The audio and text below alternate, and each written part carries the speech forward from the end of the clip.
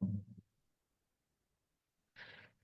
right, welcome everybody to the 1/18/2025 call meeting here. And before we get started, let's just remember why it is that we're gathering here. First objective is to grow in belief, building up our knowledge and understanding, and to learn to walk in His ways, and to remember that we are redeemed, we're the chosen and the saved, and that came at a great price.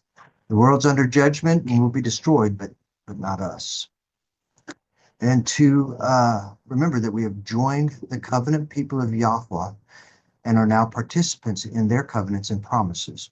Our responsibility is to believe Yahuwah and Yahushua, that He is and that He is a rewarder of those who seek Him, and we are to obey the Torah of Moshe, but all Torah of Yahweh. And belief requires obedience.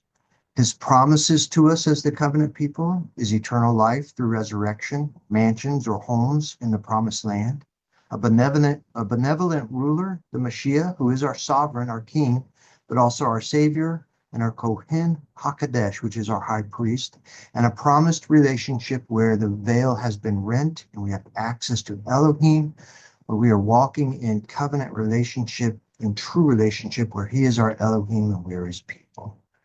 And we want to remember Paul's words in 1 Corinthians chapter 8, verse 3, that if anyone loves Elohim, this one is known by Him. So, all right, with that, let's share the Lord's Prayer together. We'll all read it together and get started. Yahuwah, Father in heaven, sanctified and Kodesh be your name. May your kingdom come and will be done on earth as it is in the Shemayim. Give us today our daily bread. Forgive us our wrongs as we forgive those who have wronged us. Do not lead us into trials or temptations, but deliver us from wickedness and evil. For yours is the kingdom, the power, and the kabod. Amen. All right. We left off last time in the old writings at Genesis 9. And you guys only went through a chapter? I don't remember. Wasn't it 8 through 10 that you're supposed to do? Yeah. 8 through 11. Did I say 9? We went through 8 and 9 last time. So we ended at 9. But I do think it worked, just repeating before we start in 10. Sure. I would do this, that when Noah had awakened after he had his wine and he had his time where was it Ham found him in his tent, and really I don't know what it really means, but he uncovered him in some way, and then Shem and Japheth came in and covered up Noah, and then as a result of that, Noah cursed Canaan, which is a son of Ham, Canaan. So Canaan became the cursed. The land of Canaan became the cursed land as a result of that. And Noah lived 350 years after the flood. All right. 4, chapter 10. We want to read? Nope. Terry? Chapter 10? Mm-hmm. The genealogy? Oh boy, he looked ahead. And this is the genealogy of the sons of Noah, Shem, Ham, and Japheth. And sons were born to them after the flood. The sons of Japheth, Gomer and Magog, and Madai, Yawan and Tubal, Meshech and Tiras. And the sons of Gomer, Ashkenaz, Riphath, Togarmah, and the sons of Yawan, Elisha and Tarshish, Kittim and Dodanim. Is that Yamanite? Isn't that, don't we start seeing Yamanite? Greek. Right? Okay. Well, and Kittim, I believe, has to do with Roman. I think so. From these, the coastland peoples of the nations were separated into their lands, everyone according to his language, according to their clans, and to their nations. And the sons of Ham, Cush, and Mitzrayim, and Put, and Canaan. And the sons of Cush, Seba, and Hawilah, Sabta, and Ramah, and Sabtika. And the sons of Rama, Sheba and Dedan. And Cush brought forth Nimrod, and he began to be a mighty one on the earth. He was a mighty hunter before Yahweh. Therefore it is said of him, like Nimrod, the mighty hunter before Yahweh. And the beginning of his reign was Babel, and Erech, and Akkad, and Calneh in the land of Shinar. From that land he went to Ashur, and built Nineveh, That's Assyria. and Rehoboth, Ir, and Keilah, and Rezin between Nineveh and Keilah, the great city. And Mitzrayim brought forth Ludim, and Anamim, and Lahabim, and Naphtuhim, and Pathrusim, and Casluhim, from whom came the Pelishtites and the Caphtorim.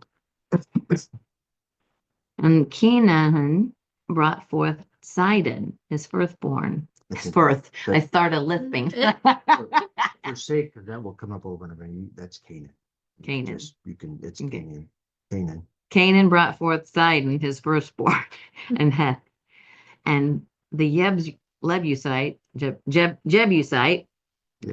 and the Amorite, and the Girgashite. That's tricky. These are tongue twisters. And the Hivite, and the Arkite, and the Sinite, and the Arwadite, and the Samarite, and the Hamathite. And afterward the clans of the Canaanites were spread abroad. And the border of the Canaanites were from Sidon, as you go toward Gerar, as far as Azza, as you go toward Sedom, and Amorah, and Admah, and Seboim, as far as Lasha. I'm just going to inject this here. Many of these tribes are calling her Nephilim tribes. It says in Joshua and Judges. And these were the sons of Ham, according to their clans, according to their languages, in their lands, in their nations. Let me go back up just a quick second here. Who were we saying these were Ham's son? Mm-hmm. Okay, so yeah, because that's kind of well known. Ham, many of them came from Ham, and from Canaan, his son. So. And also Shem. There were less giants with Shem. There were giants, but there were fewer giants with Shem, and between Ham and Shem was Japheth, and there were more giants in Japheth than there were Shem, but less than there were with Ham. And also to Shem, the father of all the children of Eber, the brother of Japheth, the elder brother brought forth. The sons of Shem, Elam and Ashur, and Aparkshad, and Lud and Aram. And the sons of Aram, Uts and Hul, and Gether and Mosh. And Arpachshad brought forth Shelah, and Shelah brought forth Eber. And to Eber were born two sons. The name of one was Peleg, for in his days the earth was divided, and his brother's name was Yoktan. And Yoktan brought forth Almodad, and Sheleph, and the Hatsarmawath, and Yera, and Hadoram, and Uzel, and Diklah, and Obal, and Abimael, and Sheba, and Ophir, and Havilah, and Yobab. All these were sons of Yoktan. And their dwelling place was from Misha, as you go toward Sephar, a mountain in the east. Sephar, a mountain of the east. These were the sons of Shem, according to their clans, according to their languages, in their lands, according to their nations. And these were the clans of the sons of Noah, according to their generations, in their nations. And from these nations were divided on the earth after the flood. All right. You got anything you want to talk about on that? Who came up with these names? I would like to know that. You want me to continue with Chapter 11. Do you want to, or do you want me to read? You're welcome to relieve me. Oh, shit. Take it easy. The last genealogy. Well, this is another genealogy. Oh, well, there you go. All right. Well, I think Haley should read this one. Good one. And it came to be all the earth had one language and one speech. And it came to be, as they departed from the east, that they found a plain in the land of Shinar, and they dwelt there. And they said to each other, Come, let us make bricks and bake them thoroughly. And they had brick for stone, and they had asphalt for mortar. And they said, Come, let us build ourselves a city, and a tower whose top is in the Shamim, and make a name for ourselves, lest we be scattered all over the face of the earth. Then Yahweh came down to see the city and the tower which the sons of men had built. And Yahweh said, Look, they are one people, and they all have one language. And this is what they begin to do. And now they are not going to be withheld from doing whatever they plan to do. Come, let us go there and confuse their language, so that they do not understand one another's speech. And Yahweh scattered them from there over the face of all the earth, and they ceased building the city. That is why its name was called Babel, because there Yahweh confused the language of all the earth, and from there Yahweh scattered them over the face of all the earth, all the earth. And this is the genealogy of Shem. Shem was 100 years old and brought forth Arpachshad 2 years after the flood.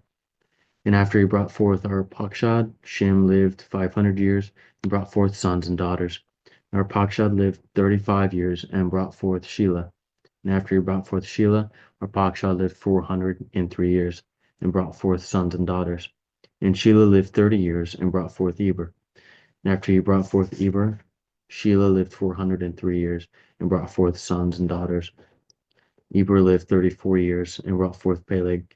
And after he brought forth Peleg, Eber lived 430 years and brought forth sons and daughters.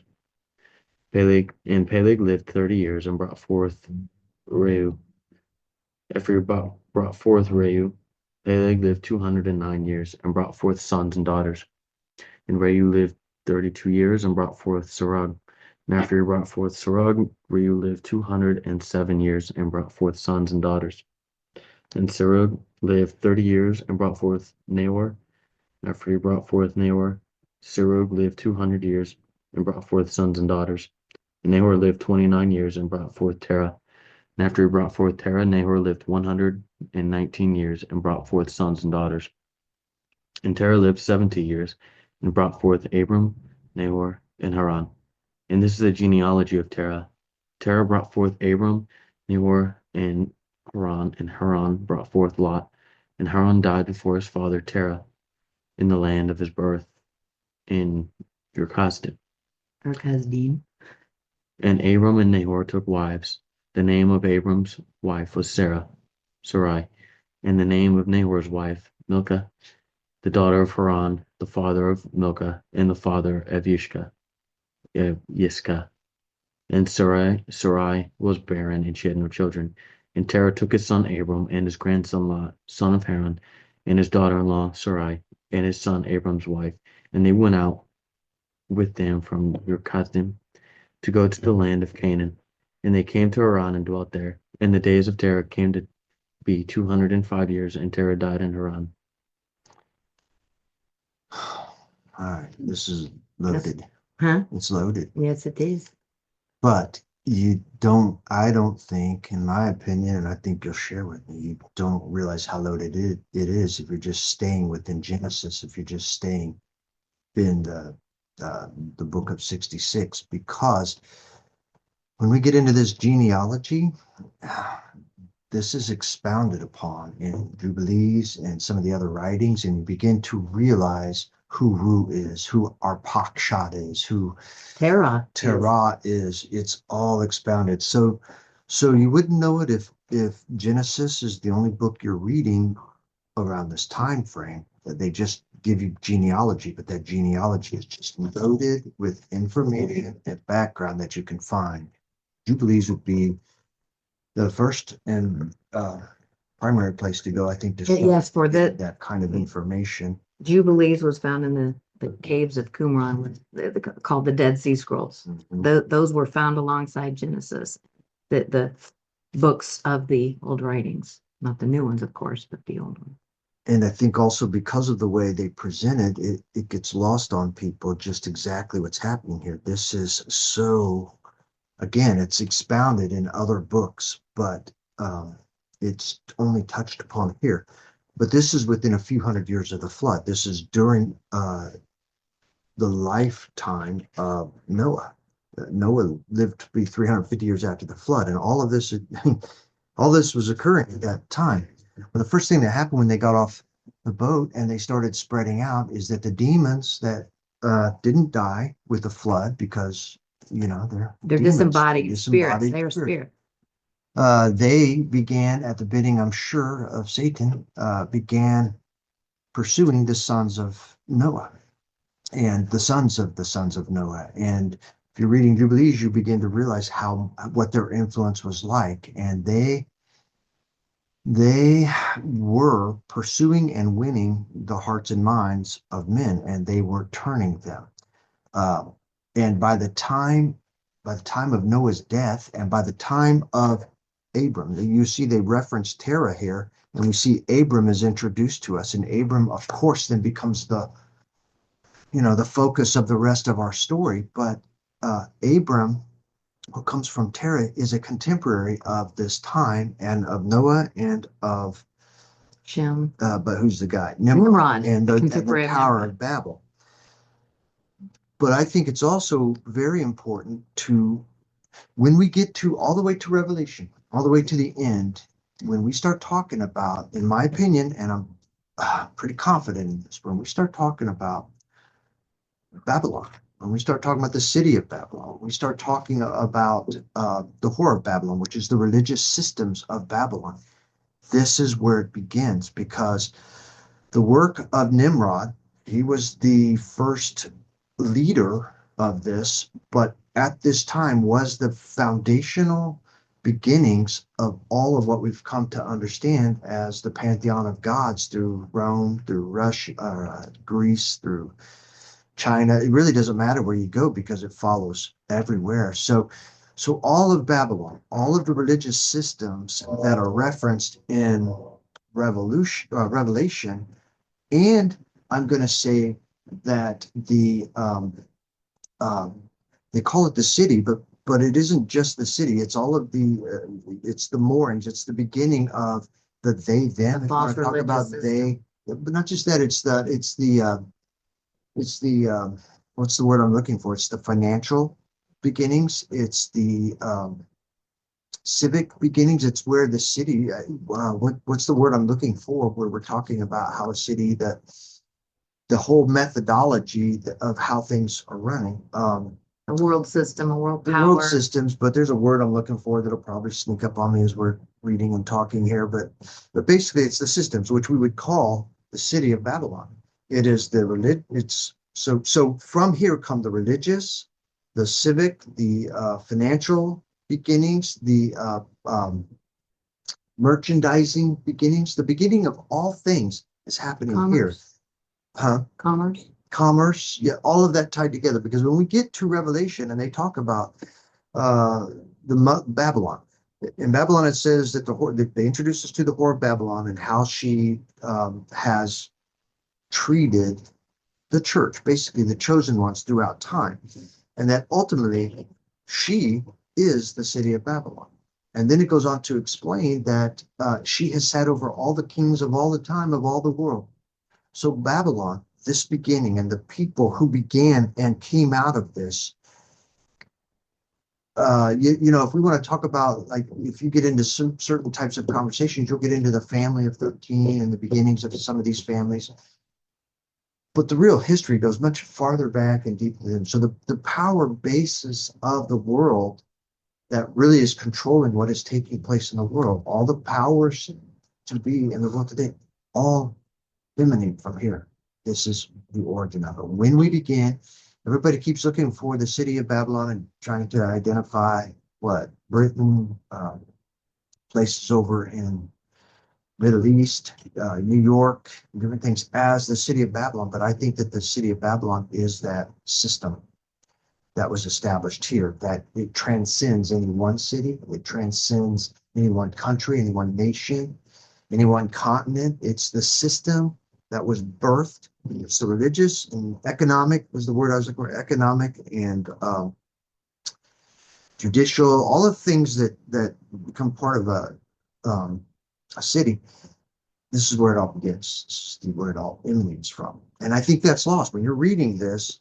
If you don't go into other books, you will not see how big this time is and how important it is to what we talk about today. It is so important to how we're defining the end times. Yeah, I think, Terry? Yeah. And you've brought this up before. Nimrod, it is suggested that he began not bad, but became very corrupt. And it was his time that Babel was being, or that, the Tower of Babel was being built. The religious systems, All the the systems. economic systems, Yeah, the political was the word. Yes. The economic and political systems is what I was trying to come up with. and the false god worship.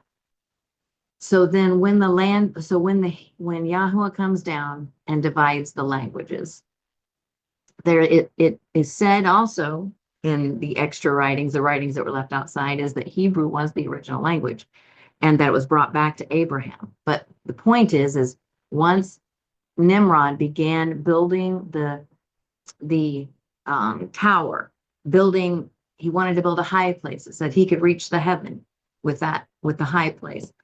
And then Yahweh came down and stopped him because it said it's possible. Whatever man sets his heart to do, it's possible. So he divided the language. He made it so that they're speaking this language and this one's speaking that language. They couldn't communicate any longer.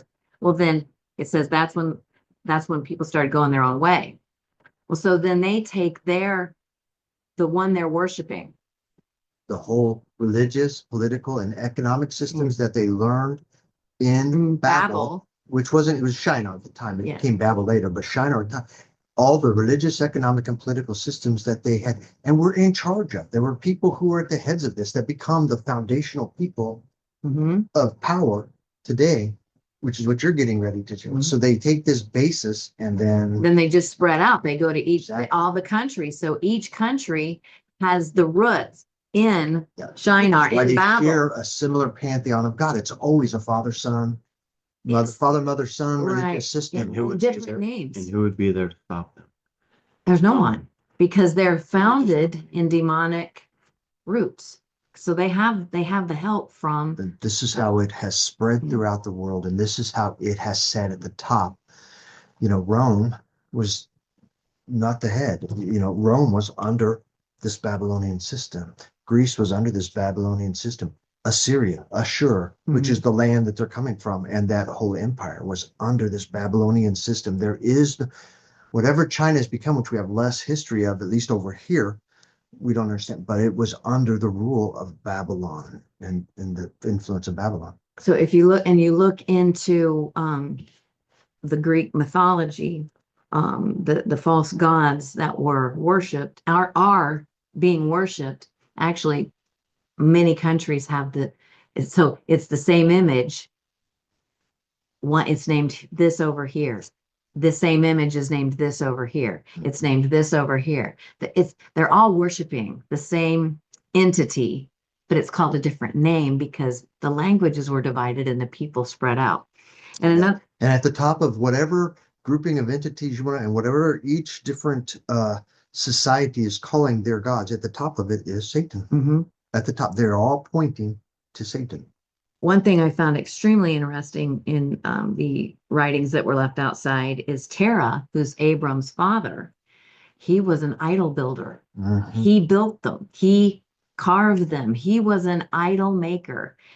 And so it's really, isn't it sweet of our Creator to take a child of an idol maker and make him the father of our faith. He's essentially called the father. You'd be the father of a multitude, the father of many nations.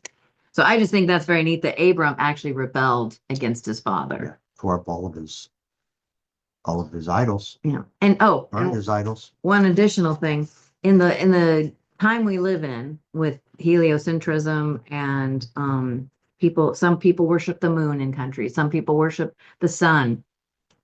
Abraham actually questioned, and he started doing that. One night he was looking at the moon, and he's going, how can I not worship that? That's a god.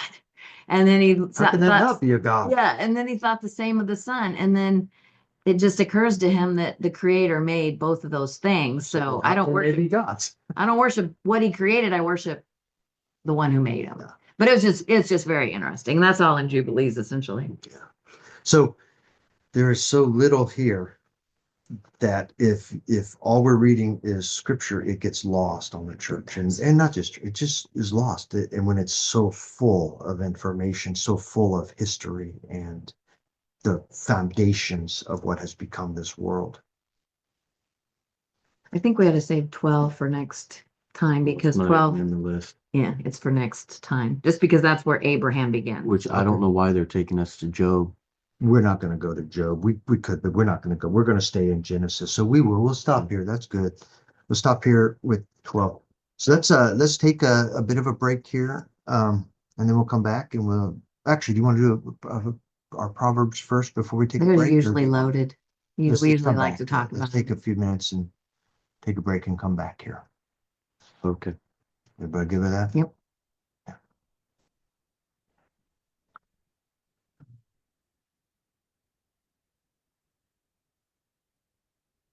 Time do you have to go? Probably 11:50.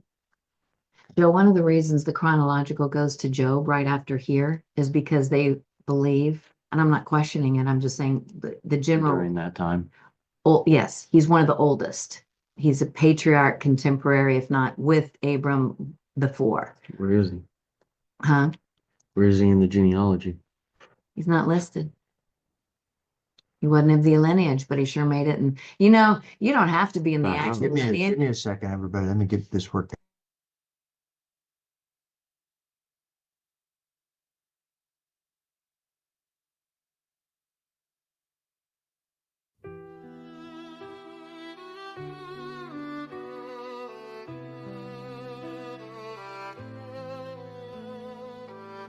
The heavens declare your glory so bright.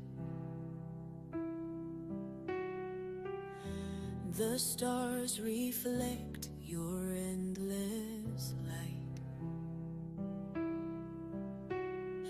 Mountains bow down, oceans roar your name. Forever and always the same. Who can compare to your majesty? Your love reaches to eternity. There is none like you, oh Elohim Most High.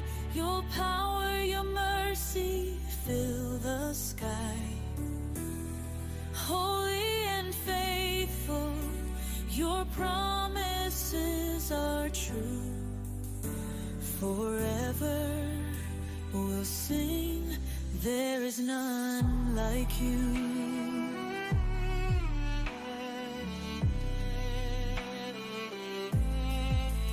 In the darkest night, you're my guiding flame.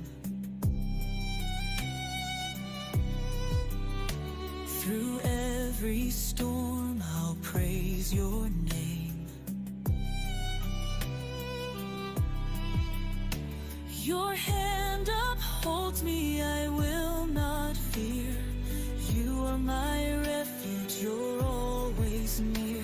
Your grace sustains, your love never ends. You're my redeemer, my closest friend.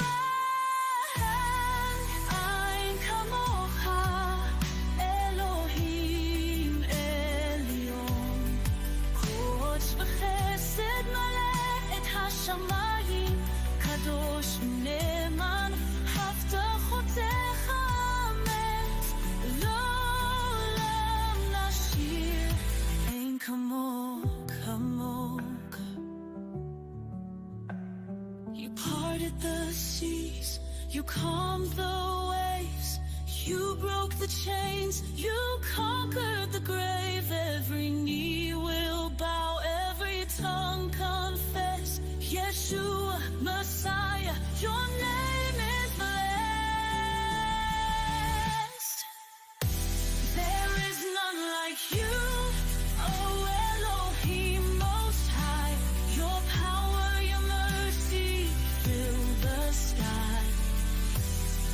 Holy and faithful, your promises are true.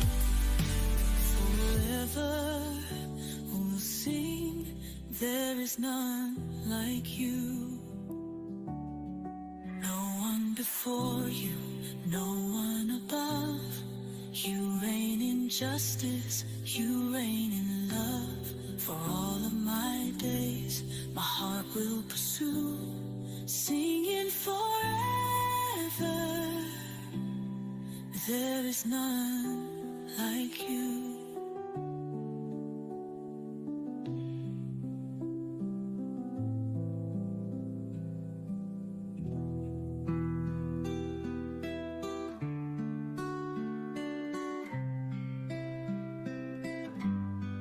The heavens declare your glory so bright.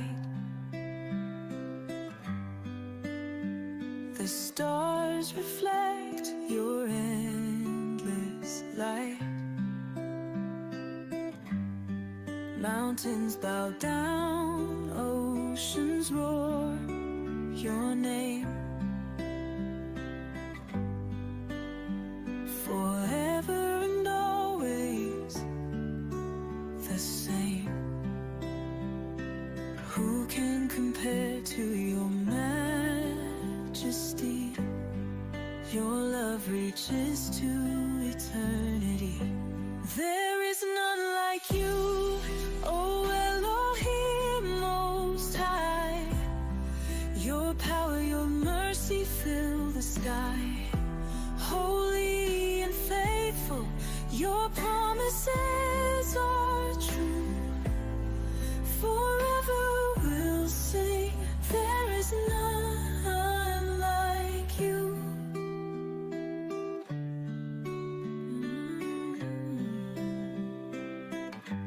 In the darkest night, you're my guiding flame.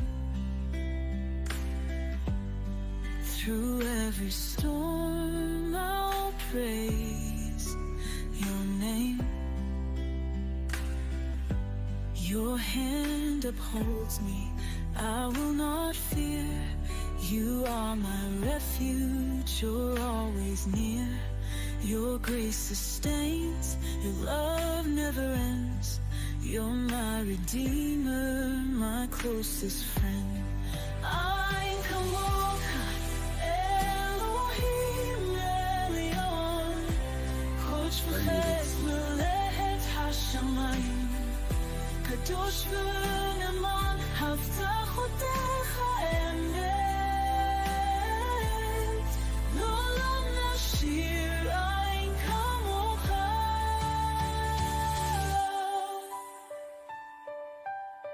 You parted You hungry? the sea, Need something? I'm gonna you wait. calmed the waves. I say there's something you can snack on, like a piece of cornbread or something. The grave, every knee I told her to drink a few eggs. every tongue confess. Not when I do that. I don't either. Because he saw Rocky and Rocky could do it. If Rocky can do it, I can do it, huh? Who's Rocky? Next movie day. No, she knows who Rocky is. Rocky Balboa, the boxer. No, does Sylvester does Stallone. that predate you to the Oh, of movie course Rocky? it does. Okay, we're on video here, guys.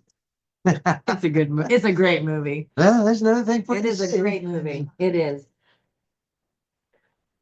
Okay, well, we're back live, and what is today? The 18th January. So we got 18th proper. Oh, yeah. Oh, let me get there real quick. Let me get. I should have gotten there already. Sorry, everybody.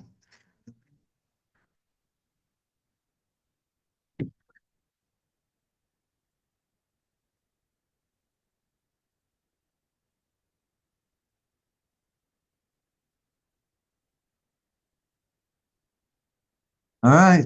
Is this your time, Haley? Please. Read one verse. You hear me? I can read. Okay. Proverbs 18. The separatist seeks self-desire. He breaks out against all sound wisdom.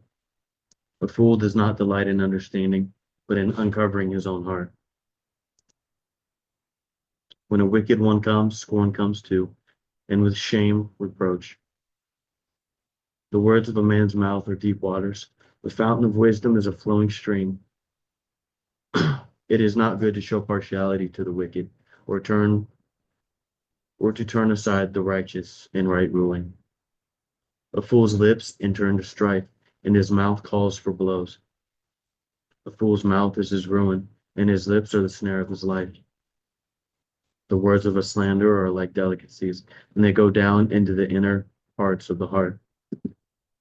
Also, he who is slack in his work is a brother of a master destroyer. The name of Yahweh is a strong tower. The righteous run into it and are safe. The rich man's wealth is his strong city, and like a high wall in his own imagination.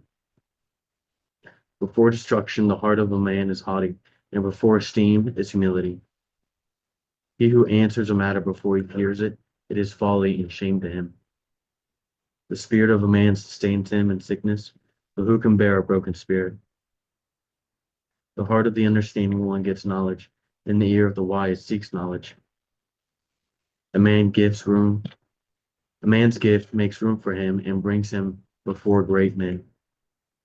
The first to state his own case is right, until another comes and examines him. Yeah. The lot settles disputes and separates between the mighty. A brother transgressed against is a strong city, and contentions are like the bars of a citadel. A man's stomach is satisfied from the fruit of his mouth. He is satisfied by the increase of his lips. Death and life are in the power of the tongue, and those loving it eat its fruit. He who has found a wife has found good, and receives favor from Yahweh. The poor speaks beseechingly, but the rich answers fiercely. A man of friends might come to ruin, but there is a loving one who sticks closer than a brother. Amen. Who has found a wife has found good.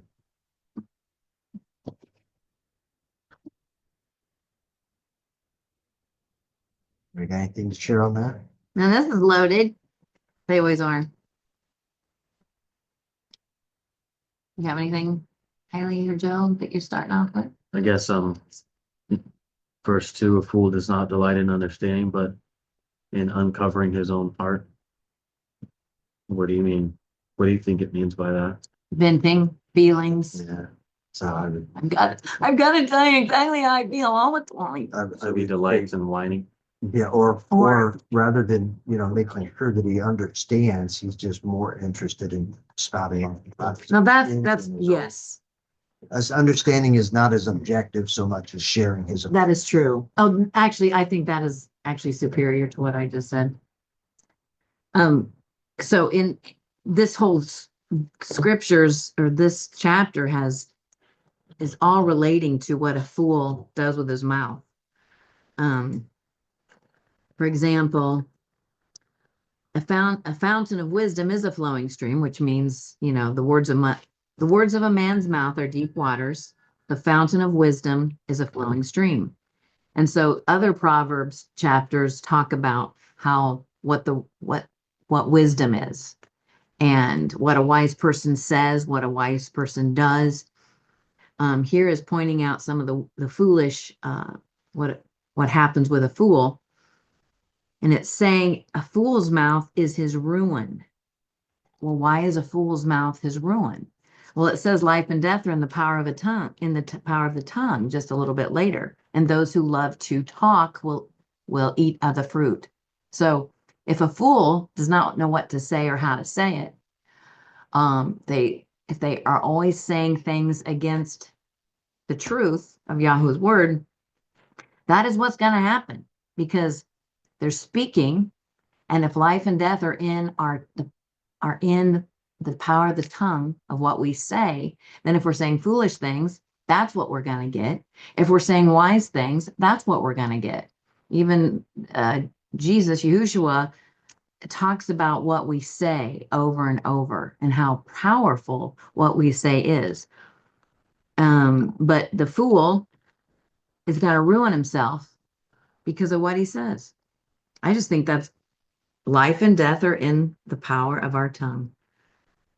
So my goal for a long time, and I'm, failed at it a lot, but my goal is if I don't want it to come to pass, I don't say it. And if I have been thinking something or doing something and I'm expressing it, I try to say past tense. Like I have been dealing with that, but I'm trying not to prophesy it for my future. Trying to embrace wisdom. Trying to I work am trying, wisdom yes. into our Mhm. words in our life. Because really, the whole summation of Proverbs is this is what a fool does, this is what a wise person does. I mean, it's contrasting foolishness and wisdom throughout. What you got, Joe? What you got, Haley? Um, he who answers a matter before he hears it is folly and shame to him. Where's that at? Oh, 13. 13, yep. You answered that. Like, how do you perceive that? When you hear that, what are you hearing? Well, how I thought of it was like hearing somebody, like an example, somebody says something, but you didn't hear it directly from them. Mhm. And then you just automatically jump the gun about it. And it can turn into a bigger deal. And really, that wasn't said, or Mhm. Or just your friend or my friend or whomever tells me their side of the story. This just happened. And it's And like this is there's what they always two did. sides Yeah. to the Which is story. kind of, that was also in here, the first in 17, the first to state his own case is right until another comes along and examines it. Mhm. Similar. I will also say that I've always received that a little bit as if you are too quick to answer before you make sure you're really hearing it all. If you if something is coming, information is coming at you, and you are too quick to just start answering it before you're hearing its fullness, its summation, its what's until you hear the whole thing, you really shouldn't be speaking. You should reserve it until you really know what you're And what you've heard. understand it all. And yeah, Before I you've agree. heard the whole thing, it's foolish to answer because you're answering in part. And if we think about our court system, if it were uncorrupt, if our judicial system was truly justice. So you've got the prosecuting attorney presenting their case. And then if they're really good at what they do, man, that guy's guilty. Ain't no way. He's guilty. Death penalty right now.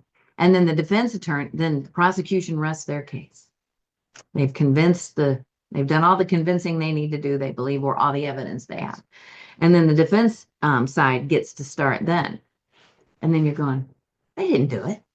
How could they have done it? So, you're convinced when you hear one side, or at least a fool is. A Yeah, fool's yeah. convinced when they hear one side of the matter, but the other side hadn't even had a chance to present their case. That would be like 17. Staying with 13, like what Haley said, would almost be like in that same situation, the prosecutor gets up and says, well, he had the knife in his hand, sir. It's okay, he's guilty.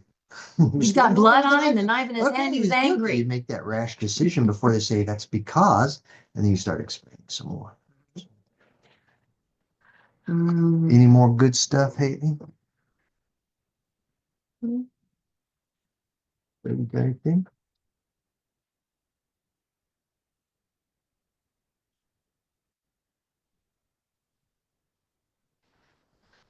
Um, Go ahead if you got anything. If not, we'll move on to Psalms. I so mean, it's all good. There's not much more of it. Note though. so verse 24. Let me just give me 1 second, please. A man of friends might come to ruin, but there is a loving one who sticks closer than a brother. Um,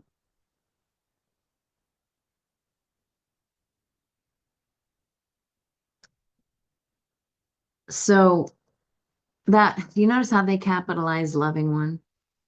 As though it's we've always Something perceived more. that as Mashiach, like Messiah. Well, so a man of friends might come to ruin, but there is a loving one who sticks closer than a brother. Some translations say a friend. There's a friend that sticks closer than a brother. So in here, Capital F. yes, capital F. Yes. The and if you look in the background of that word, say even in Bible Hub, there is an intimation and an inferment, an implication that it is not merely a friend, but it's one whom you have a covenant with. So where you might have friends that as long as you're supplying the party food, the fun atmosphere, you're going to have friends. Mhm. But as soon as that's run out, if you have committed friends, somebody that like say a David and a Jonathan, um, Or Terry and Jim. yes, a Terry and Jim, and in Joshua's case, the Israelites and the Gibeonites. So that covenant relationship goes deeper. It doesn't matter if their supply ran out. You have committed yourself to be faithful and loyal and have fidelity towards them and have a commitment to them. You will help them. Hasid. You know, I was really hoping that was the word, but it is of that family. And even though it's not the exact same word Hasid, it does have, let me just read this. The concept of love in the Old Testament, this is Bible Hub saying, the Old Testament, is deeply intertwined with covenantal relationships where love is expressed through faithfulness, obedience, and sacrifice. The Hebrew understanding of love often involved a holistic approach integrating heart, mind, and actions. This is evident in the Shema, Deuteronomy 6:4-5, where loving Elohim involves the whole being. Mm. So this is a faithfulness issue.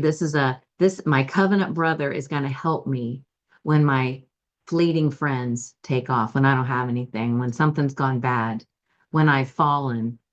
You know, that Ecclesiastes scripture is one of my favorite ones. And anytime people get married, that just comes to me because it says, two are better than one because when one falls, and it's not really if, it's usually when one falls, there's the other one to help bring them back up.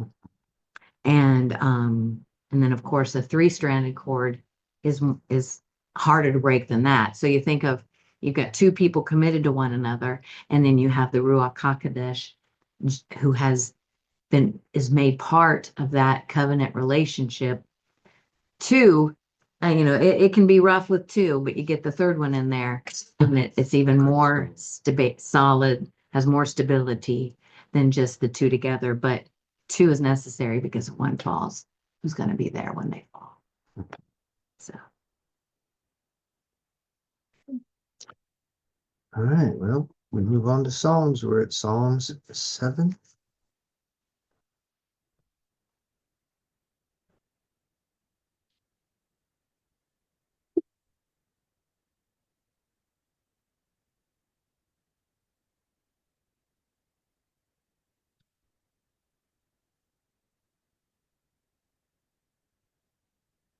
Needs a lot of help, huh?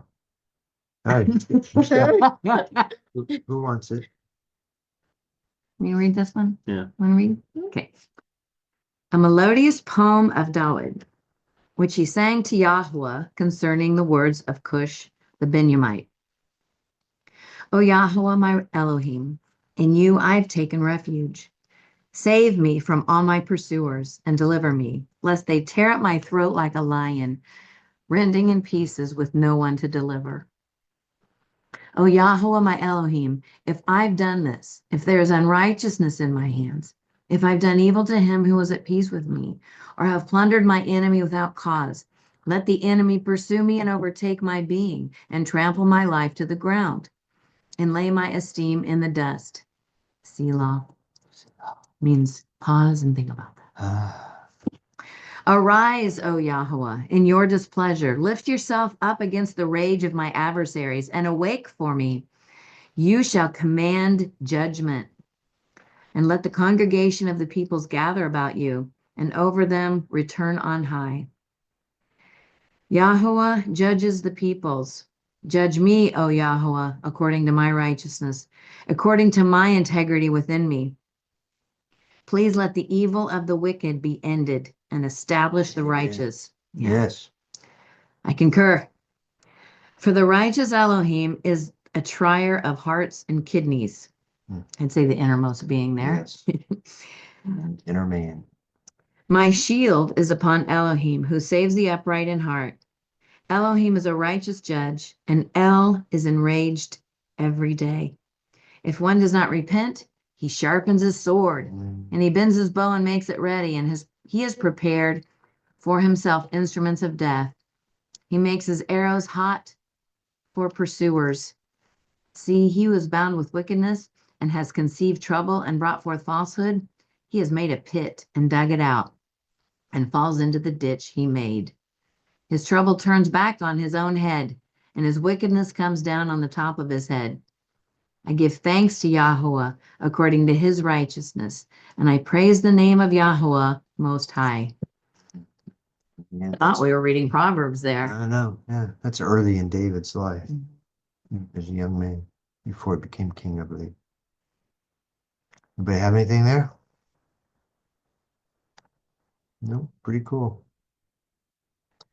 Okay, next one up is Psalms 27.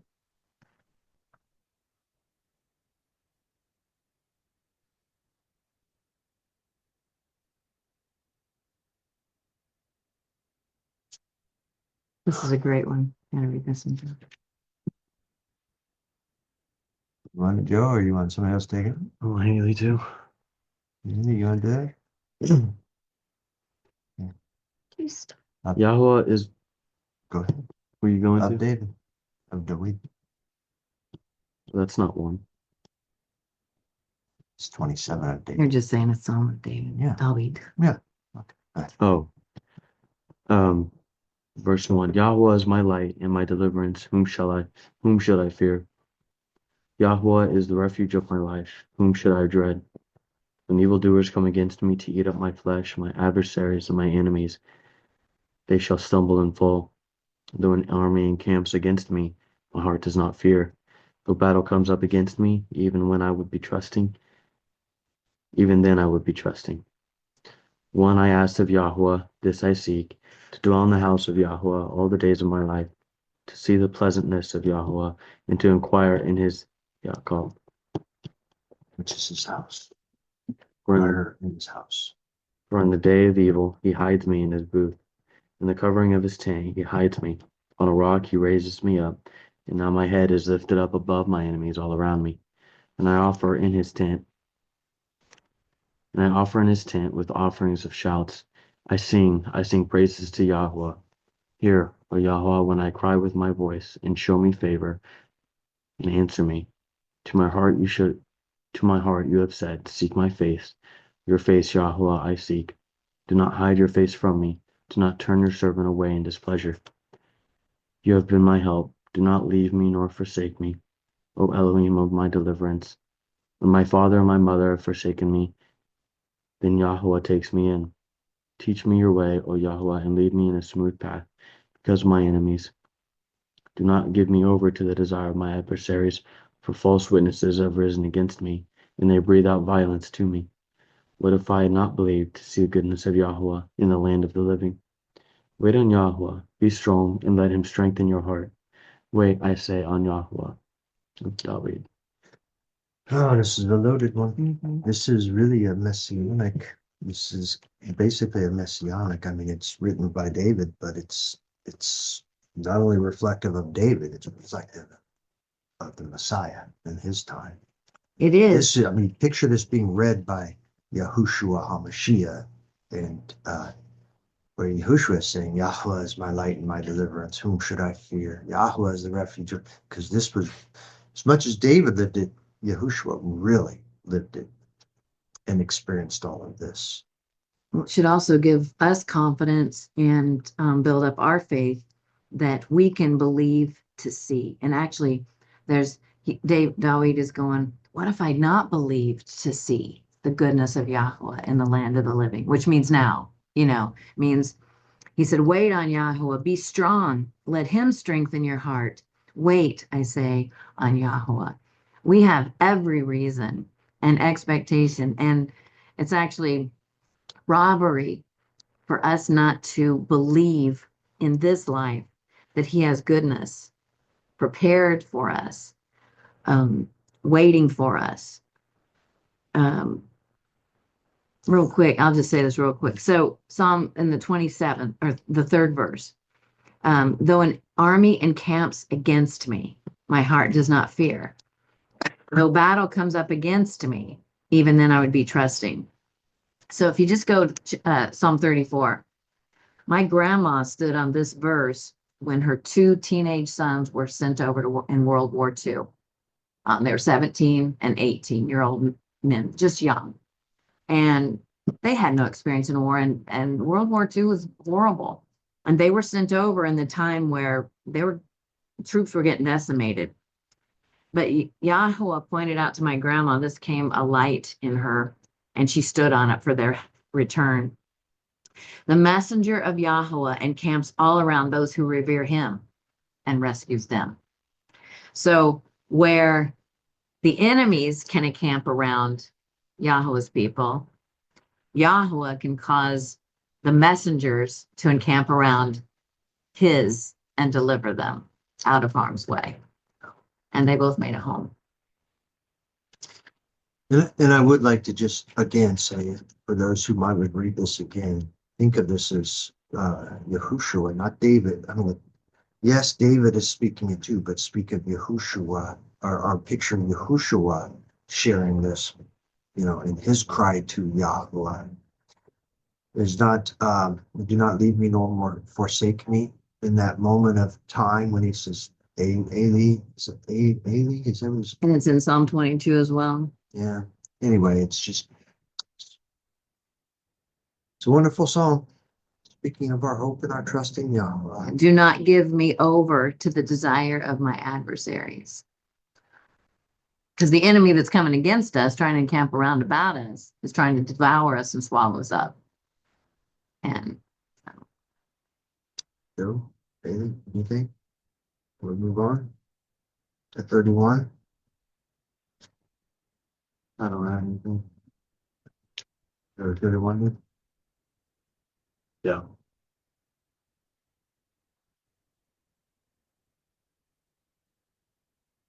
Stop with this one. All right, who's got it? What? to the chief singer, a psalm of David. In you, O Yahweh, I've taken refuge. Let me never be ashamed. Deliver me in your righteousness. Incline your ear to me. Deliver me speedily. Be a rock of refuge to me, a house of defense to save me. For you are my rock and my stronghold. For your name's sake, lead me and guide me. Bring me out of the net which they've hidden for me. For you are my stronghold. Into your hand I commit my spirit. You have redeemed me, O Yahweh, El of truth. I've hated those who observe lying vanities, but I trust in Yahweh. I exalt and rejoice in your hesed. For you have seen my affliction. You've known the distresses of my life, and you've not shut me up into the hand of the enemy. You stood my feet in a large place. Show me favor, O Yahweh, for I am in distress. My eye, my being, and my body have become old with grief. For my life is consumed in sorrow, and my years in sighing. My strength fails because of my wickedness, and my bones have become old. I'm a reproach among all my adversaries, but most of all among my neighbors, in dread to my friends. Those who see me outside flee from me and have been forgotten. I have been forgotten from the heart, like someone dead. I've been like a missing vessel. For I hear the evil report of many. Fear is from all around. When they take counsel together against me, they plot to take away my life. But I have put my trust in you, O Yahweh. Again, this is messianic. Everybody be listening. This is not just David speaking. This would be Yahushua. I have said, you are my Elohim. My times are in your hand. Deliver me from the hand of my enemies and from those who pursue me. Make your face shine upon your servant and save me in your hasid. Covenant loyalty, faithfulness, fidelity, kindness, mercy. Do not let me be ashamed, O Yahweh, for I've called upon you. Like the wicked be ashamed, let them be silenced in the grave. Let the lips of falsehood be stilled, which speak recklessly against the righteous with pride and scorn. How great is your goodness, which you've laid up for those who revering you, which you have prepared for those who take refuge in you, in the sight of the sons of men. In the secrecy of your presence, you shall hide them from the plots of man. You shelter them in a booth from the strife of tongues. Baruch be Yahweh, for he has made marvelous his kindness, his hasid to me in a strong city. And I have said in my haste, I am cut off before you, your eyes. Yet you heard the voice of my prayers. When I cried out to you, love Yahweh, all you his kind ones. For Yahweh guards the trustworthy ones, and exceedingly pays the doer of pride. Be strong and let him strengthen your heart, all you who are waiting for Yahweh. Amen. Amen. Wow. I guess if this is messianic, then why in 10 is he saying, for my life is consumed in sorrow, and my years in sighing. My strength fails because of my wickedness. My bones have become old. I actually kind of think it goes in and out. Yeah. He talks My about life is something from consumed that. in sorrow, my years in sighing. My strength fails because of my wickedness. I guess in that I wouldn't say that's messianic, I think it goes in and but I out. don't know. I mean, I really have to. I know that oftentimes, and that is true. That's what we see. I mean, some of the psalms that are ascribed to being messianic are in and out. Not just this one, but others. And really, I don't really, basically. There is when I read 10, I can see some of that in Messiah's experiences too. Now, it's not his wickedness, but he's taken on our He became wickedness. sin. Yes. So he ended up absorbing all the wickedness of all mankind. I think in Psalm 22. Let me go there real fast.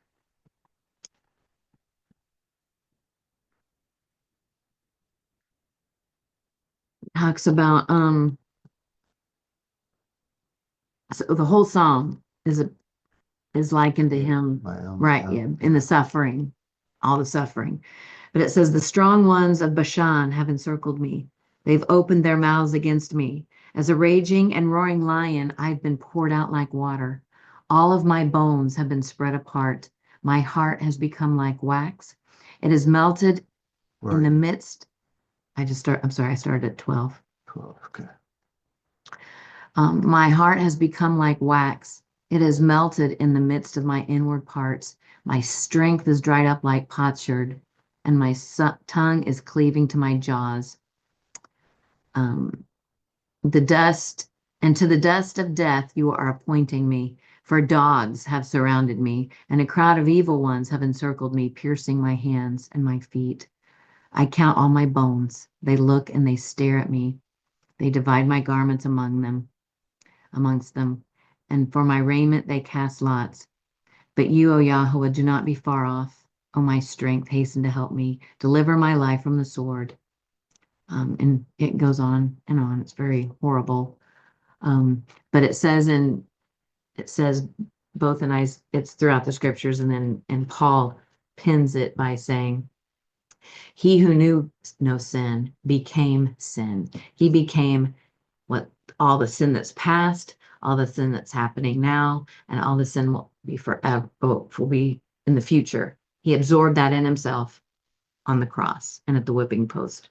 Yeah. Um, And going back to 31, when I say it's messianic, what I'm really saying is that it's the heart cry. They shared the same kind of heart. So the kind of things that David is welling up and spilling out to Yahweh would be the same kinds of things you could imagine Messiah,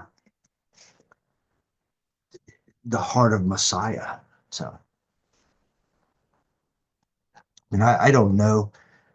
I mean, I would know if it's truly a messianic. I don't know. Do you know of reference to 31? And it doesn't really matter, but they go back and they ascribe a lot of what David wrote to things that happened in Messiah's life, and even simple things like the Lord said to my Lord, the Master said to my Master. Simple things is taken, but they've drawn it into a messianic piece when the whole psalm doesn't necessarily I think there are many, apply. I think there are many Psalms that it shows where David goes up and down.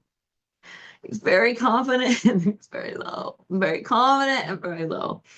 But I see obvious to me. There are many things in here I say that I think that might be David thinking that or feeling that because he was a very feeling oriented guy. But then I see obviously this is what Messiah was dealing with because it actually even says, bring me out of the net for which they've hidden for me, for you are my stronghold, and into your hand I commit my spirit. And we know that certain experience, we don't obviously know everything about David's experiences, but they do give us some experiences. So we know he has similar types of persecution that comes from Saul. I mean, it's basically Well, coming not from only Saul. Saul, but his men were all angry after all of their wives and children and possessions had been taken. And it said David had to strengthen himself because his own people, his own guys were So mad at he's him. experiencing some things similar to what Mashiach would have experienced, but an awful lot of what he is sharing goes beyond, it appears to go beyond his experiences. Concur. And I don't know, maybe I'm reading too much into 31, but I'm sitting here, when I think of how, I'm picturing Yahuwah when he goes up in the mountain, starts praying to his father, you are my stronghold, and to your hand I commit my spirit, which he is part of But that. he did on the cross as well. That's what I was going to say. That was referred back to him. But you redeem me, O Yahweh, El of truth. He could just hear, show me your favor, O Yahweh, for I'm in distress. You could just hear, you could just imagine Yahushua with Well, these types of prayers to his father. well, the right in 22 where it says, and I have said in my haste, I'm cut off from before your eyes. Yet you heard the voice of my prayers when I cried out to you. It says in the scriptures that he said for a moment in Isaiah 54, for a moment I hid my face from you. Well, when he became sin, I believe is when the complete separation was. When he took Yahushua on the became sin. wickedness. He took on all the wickedness, iniquity, everything that is corrupt and evil in this world from the beginning to the end. Yahweh took it into his own being. And I believe that's the moment when in Isaiah speaks that for a moment I hid my face from you. That moment, for the moment, but it was just a moment. You know, that's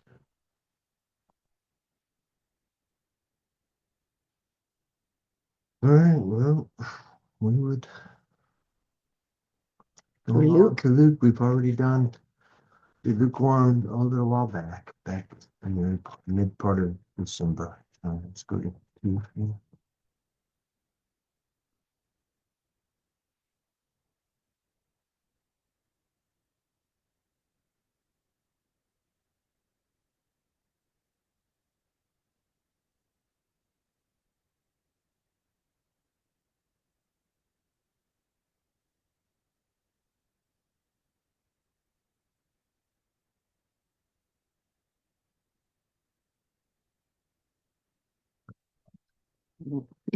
Very key. All All right, you got it. Usual, usual. Yeah, I can. Okay. If you're not sure, I'll take it. I just wanted to make sure there weren't so many big words. Made it a plug. Hebrew words. And it came to be in those days that a decree went out from Caesar, right? Mhm. Caesar Augustus, Caesar. for all the world to be registered. This took place as a first registration while Quirinus was governing Syria, and all were going to be registered, each one to his own city. And Joseph also went out from Galilee, out of the city of Nazareth to Yehuda, to the city of David, which is called Yeah. Bethlehem, Means house because of bread. because he was of the house and lineage of David, to be registered with Miriam, who was engaged to him, being pregnant. And it came to be that while they were there, the days were filled for her to give birth. And she gave birth to her firstborn Ben, and wrapped him up, and laid him down in a feeding trough, because there was no room for them in a lodging place. And in the same country there were shepherds living out in the fields, keeping watch over their flock by night. And look, a messenger of Yahweh stood before them, and the esteem of Yahweh shone around them, and they were greatly afraid. And the messenger said to them, do not be afraid, for look, I bring you good news of great joy, which shall be to all people. Because there is born to you today in the city of David a Savior, who is Hamashiach, the Adon, Hamashiach. And this is a sign to you: you shall find an infant wrapped up, lying in a feeding trough. And suddenly there was with the messenger a crowd of the host of the Shamim, praising Elohim and saying, esteem to the Elohim in the highest, and on earth peace among men with whom he is pleased. And it came to be, when the messengers had gone away from them into the Shamim, that the shepherds said to each other, indeed, let us go to Bethlehem, and see this matter that has taken place, which the Adon has made known to us. And they came in haste, and found Miriam and Joseph, and the infant lying in a feeding trough. And having seen, they made known the matter which was spoken to them concerning the child. And all those who had heard themselves marveled at what the shepherds said to them. But Miriam kept all these matters, considering them in her heart. And the shepherds returned, boasting and praising Elohim for all they had heard and seen, as it was spoken to them. And when 8 days were completed for him to be circumcised, his name was called Yahushua, right? What is that? Yeah. The name was given by the messenger before he was conceived in the womb. And when the days of her cleansing according to the Torah of Moshe were completed, they brought him to Jerusalem to present him to Yahweh, as it had been written in the Torah of Yahweh. Every male who opens the womb shall be called Kodesh to Yahweh, and to give an offering according to what is said in the Torah of Yahweh, a pair of turtle doves or 2 young pigeons. And see, there was a man in Jerusalem whose name was Shimon, and this man was righteous and dedicated, looking for the comforting of Israel, and the Ruach HaKodesh was upon him. And it had been revealed to him by the Ruach HaKodesh that he would not see death. Forgive me, Joe. I'm going to go ahead and interrupt you. There's a couple things I want to say about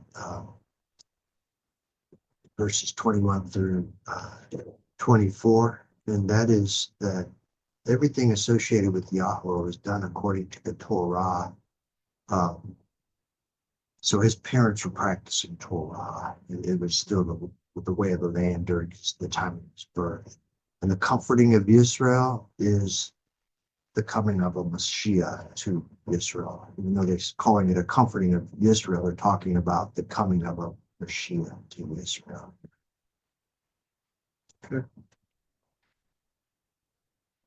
And it had been revealed to him by the Ruach HaKodesh that he would not see death before he sees of Yahweh. And he came in the Ruach into the Mikdash, and as the parents brought in the child Yeshua to do for him according to the usual practice of the Torah. Then he took him up in his arms and barak Elohim and said, now let your servant go in peace, O Adonai, according to your word. For my eyes have seen your deliverance, which you have prepared before the face of all the peoples, a light for the unveiling of the Gentiles and the esteem of your people Israel. And Joseph and his mother were marveling at what was said about him. Shimon brought them and said to Miriam his mother, see, this one is appointed for a fall and rising of many in Israel, and for a sign spoken against, and a sword shall pierce through your own being also, so as to reveal the thoughts of many hearts. And there was Hannah, and Nibiah, the daughter of Penuel of the tribe of Asher. She was advanced in years, and had lived with a husband 7 years from her maidenhood. And she was a widow of about 84 years, who did not leave the Mikdash, but served Elohim with fastings and prayers night and day. And she, coming in at that moment, gave thanks to Yahweh, and spoke of him to all who were waiting for redemption in Jerusalem. And when they had accomplished all according to the Torah of Yahweh, they returned to Galilee, to their city Nazareth. And the child grew and became strong in spirit, being filled with wisdom, and the favor of Elohim was upon him. And his parents went to Jerusalem every year at the festival of the Pesach. And when he was 12 years old, they were coming up to Jerusalem according to the practice of the festival. When they had accomplished the days, as they returned, the child Yeshua stayed behind in Jerusalem, and his parents did not know it, but thinking he was in the company, they went a day's journey and were seeking him among the relatives and friends. Not having found him, they returned to Jerusalem, seeking him. And it came to be after 3 days, they found him in the Mikdash, sitting in the midst of the teachers, both listening to them and asking them questions. And all who heard him were astonished at his understanding and answers. And having seen him, they were amazed. And his mother said to him, man, why have you done this to us? See, your father and I have been anxiously seeking you. And he said to them, why are you seeking me? Did you not know that I had to be at that of my father? Did you not know that I had to be at that of my father?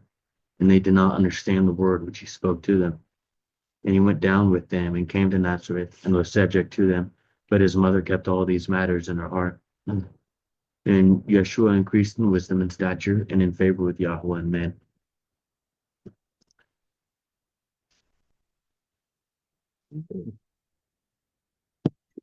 That's not very interesting.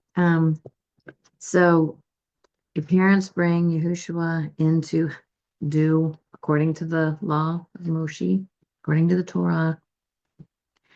And it actually says, spells it out in verse 27, according to the usual practice of the Torah.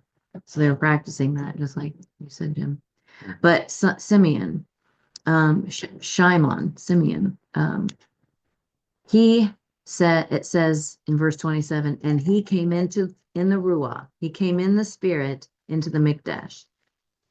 And as the parents brought in the child. So he was led by the spirit. He was brought in by the Ruah at the right time to meet the one whom Yahweh told him, you won't die until you see the Redeemer of Israel. And so he brought him in just that time. And then same with Hannah,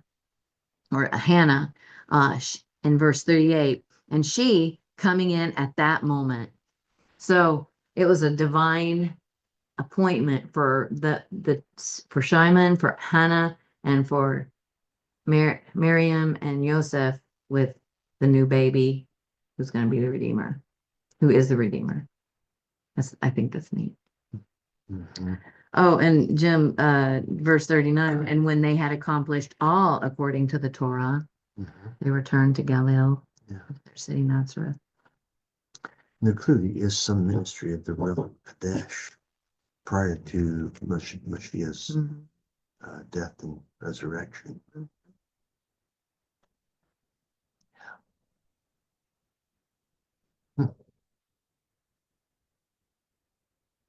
Anything stand up to you too? Nothing new in my opinion.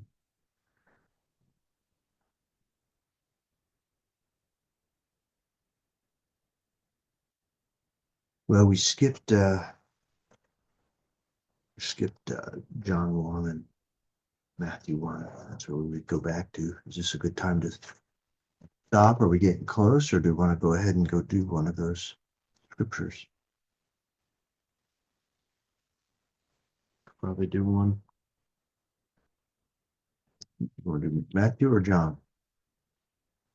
I think John's a little shorter than Matthew. Yeah. The chapter. Good. Yohanan chapter 1. Oh, maybe I'm wrong about that. One's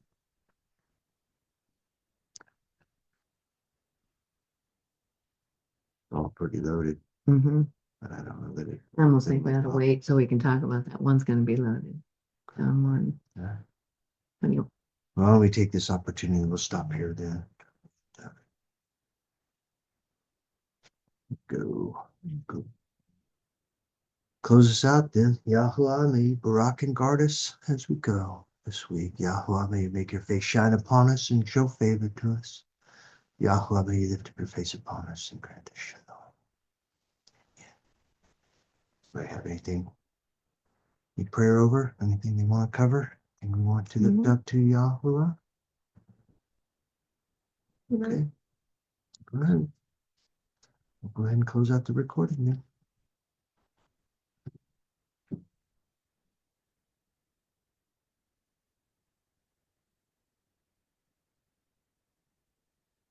Maybe.